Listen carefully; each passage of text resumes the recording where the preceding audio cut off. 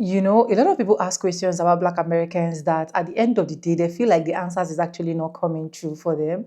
And in this particular video today, a Black guy actually dropped a true bone truth. And you guys, this guy is one of the guy that at the end of the day, if you listen to what he's saying, he's explaining to you in details who gets to be Black, who is Black American. So every single questions that a lot of people have been asking has literally been answered in today's video. Welcome back to the channel. My name is Sonia. If this is the first time tuning in, subscribe, like, comment, and share. Credit belongs to original creator of every single clips and stitches we have in our today's episode. And guys, with that being said, let's dive right into this video so that you guys can watch with your eyes and hear with you. And make sure before you drop me your comments, watch from beginning to the end before you drop me your comment. Let's get right into it, guys.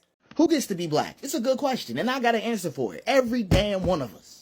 The loud ones, the quiet ones, the colder ones, the country ones, the soft boys, the angry girls, the ones who left, the ones who stayed. If the womb knew our name, then so does freedom. The question was never ours. Who gets to be Black is a colonizer question. It's a plantation question. It's a trauma math question designed to keep us splitting while they keep taking. Here's the real question. Who told us we had to earn our own reflection? Because if survival had a rhythm, Blackness was the drum, and if joy had a shape, Blackness was the curve of the smile we weren't supposed to keep. Blackness is not a performance. That's what I'm trying to get by. That's what I'm trying to get by. It's not a performance. You can't determine a certain type of etiquette to it. It's a blood memory. Blackness is not a tone, not a dialect, not a geography. It's not trauma tallies. Blackness is a frequency, and if you vibrate on it, then you don't need permission to be whole. See, here's the thing. The one who doesn't know all the names, still Black. The one who grew up in Montana, raised by white folks, but still cried the first time they heard gospel, still Black. The one who got called white for reading too much, still Black. The Black trans girl in a silk bonnet walking through Alabama right now, still Black. See, here's the thing. If your skin caught the heat but never the language, if your soul remembered the drum no one gave you, if your ache has a rhythm only we know you're in. See, here's the thing. Because Black is not a club, it's a choir. We've been singing together this whole time. We know who's in the club and who's not. We know also how sometimes people need to learn a song to fit in over here. It happens, right? So, this is one of the things. This is one of the things I want y'all to keep on.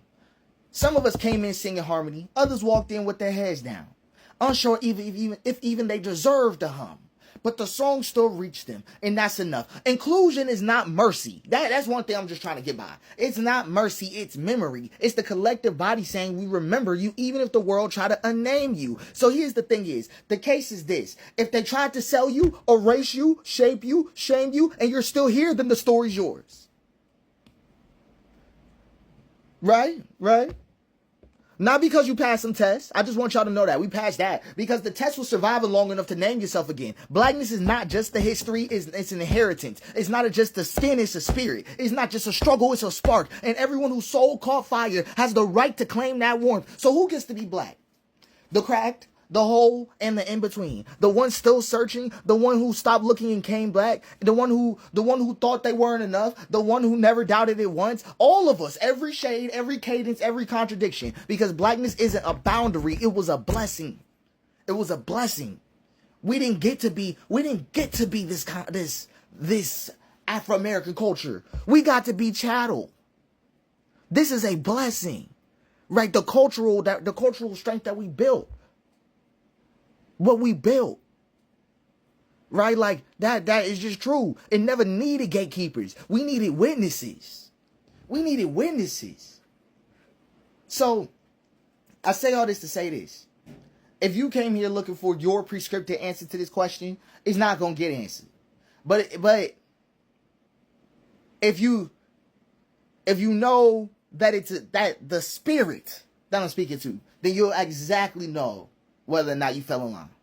You didn't just abandon the hood. You disowned the people who would have died for you just to sit at a table that laughs when you leave the room. See, here's the thing. We were raised in a circle, fed by hands that had nothing, protected by people who had no protection themselves. But then one day, we were told that to be safe, we had to leave. But the truth is that you weren't walking towards safety. You were walking toward a throne that only invites you close enough to kneel. There was this great trade. Unity for proximity, right? You could think about it like that. We didn't give up on unity because we hated each other. We gave up on unity because we were told it was the price of survival. Speak proper. Keep your distance. Don't be too loud, too soulful, too hood, too angry, too Black. We weren't escaping violence. We were trading community for curated proximity. And it came wrapped in suits, degrees, and I made it out.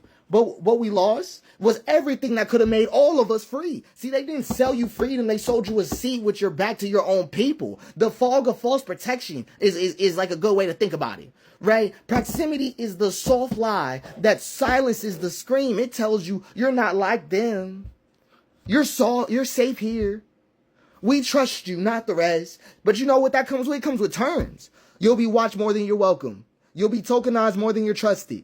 The second you defend someone too black, too angry, too real, your pass gets revoked. That isn't safety. That's curated survival built on betrayal. And they didn't lift you up. They lifted you out. So you couldn't carry anybody with you. See, here's the thing. In black society, we have this culture of containment. Black success is police. Black grief is silenced. Black rage is rebranded as dysfunction. They let us rise, but only if we forget who we're rising with. Right? You're allowed to be black, as long as it doesn't make anyone uncomfortable. That's how they talk. But blackness isn't meant to be palatable. It's meant to be whole. Right? We have a wound that echoes. The moment we accepted proximity as protection, we internalize isolation as proof of evolution. But real evolution doesn't leave people behind. It builds a bridge back home. Right? You didn't become better. You just became alone in a room that claps but never cares. We don't need to beg to sit at their table. We need to rebuild our table. Because we have a table. A table that remembers every laugh, every struggle, every prayer, whispered through eviction walls. A table that doesn't have to shrink, explain, or perform to belong. You left to feel safe, but the circle the circle was never the danger. It was the memory of being loved without performance. We didn't fail unity. We traded it for a lie dressed like safety. And in the circle is still there. The circle that we all had, our table still there. The spot it was still there.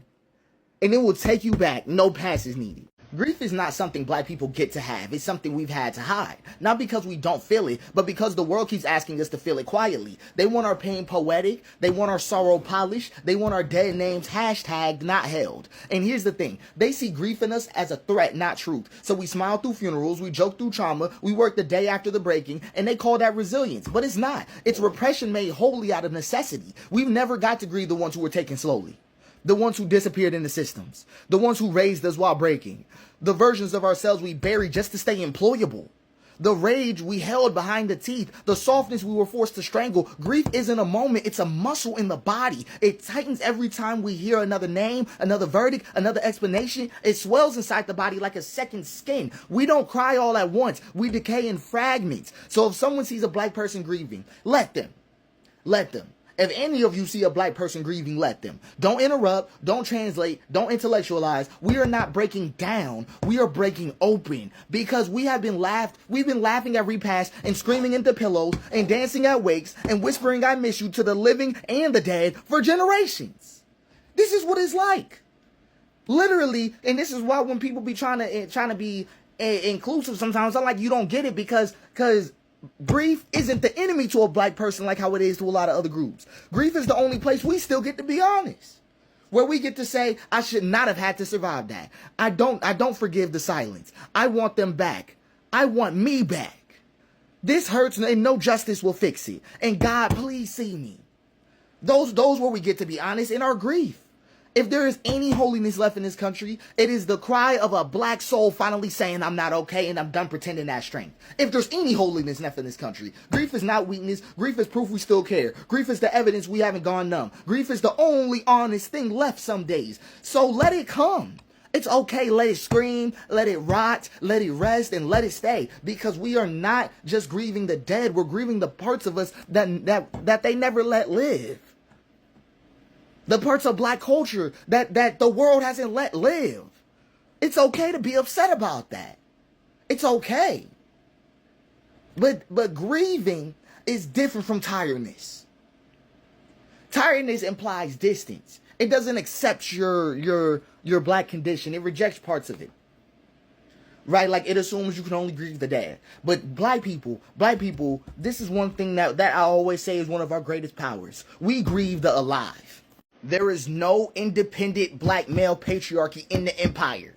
I need that to be known. What exists is a leased throne. It is a simulation of power granted by white patriarchal systems, contingent on performance, silence, distance from true healing. So when a black man appears to lead, protect, or dominate culturally, it is not sovereignty, it is delegated dominance. What it is visibility without autonomy, manhood without sanctuary, love without protection. There's an illusion of power at the celebrity tier. That's why I need y'all to stop over here and saying black celebrity cultures are cute together. Because that's the plot. That's the plot. Right? What it looks like at the top, right? At the top, it looks like freedom. It does. He's rich, he's known, he has options, and he's calling the shots. But what you're actually seeing is scripted sovereignty, one that requires masculinity as spectacle, emotional suppression, romantic performance, abandonment of softness, willingness to be curated. And real power, the kind that protects, loves, builds families, and heals trauma, is not allowed, right? Because real power will create stability, and the system feeds on collapse. So here's how the black relationship devour system works. First, you get a spectacle of black love. It elevates couples into icons. Their love becomes a brand, a symbol of progress, right? Should have never happened, honestly. But then there's the surveillance economy. Hyper monitors behavior. One misstep is amplified. Nuance dies. Headlines devour context. Then there's the gender trap. Black men are assigned redemptive arcs. Black women are made into emotional terrain of that redemption. So even if he loved this woman, the industry pre-scripted her obliteration. That's what makes it so devastating, and that's what makes black women scream so loudly, because they got me in the crosshair. Now the black guy, he feels the monitoring system kick in early. This whole thing goes unnamed. That's what makes the black relationship devour system so lethal, because both times you noticing it too late. Then you get public grief monetization. When the couple fails, her tears sell, his silence gets praised, the system profits either way. You notice I ain't say them. Then white patriarchy's hidden hand. It controls contracts, PR, law enforcement, media coverage, cultural memory. No one exits cleanly. You're only quietly or burned. And here's why relationships collapse so often under the black relationship devourer system. Because they were never built for sanctuary. They were built for signaling. Right, you're not watching lovers grow. You're watching a myth reenact itself. A man play survivor, a woman play healer, an audience play jury. And when it breaks, no one cares what actually happened. They only care whose arc survived. That's because what you're watching is not even a black relationship. You're watching narrative coherence, a narrative.